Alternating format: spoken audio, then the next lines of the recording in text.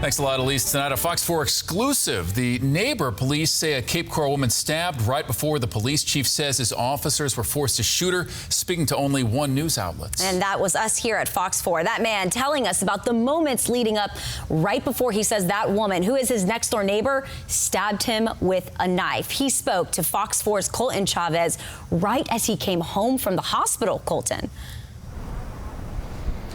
Nadine, as I was talking with neighbors here off 47th Terrace, I saw the man that Cape Coral police say 29-year-old Sabrina O'Neill stabbed right in these apartments behind me.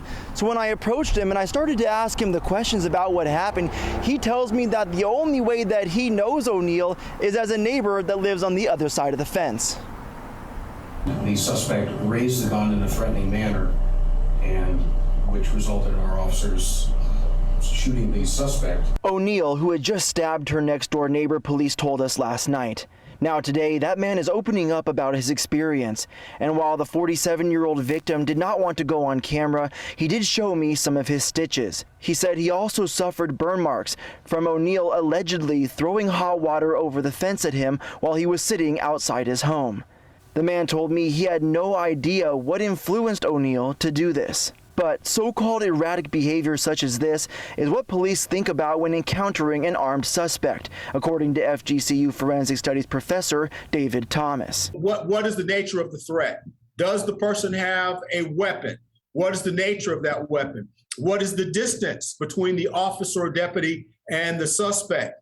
All of those things are playing into your mind, and you're trying to make an assessment whether you are safe or whether a citizen is safe. Just hours after the encounter, Chief Sizemore defended the actions of his officers, citing body-worn camera video that has not yet been made public. I have personally seen the body-worn camera footage that's worn by our officers in the shooting, and I can tell you that it was textbook training. Thomas tells me that along with making sure we're taking care of our officers' mental health, I'm learning out here in the neighborhood today that these type of incidents are also impacting the people that live here, including one family that lives just across the street. It's usually quiet, but it definitely worries me because I'm at work all day.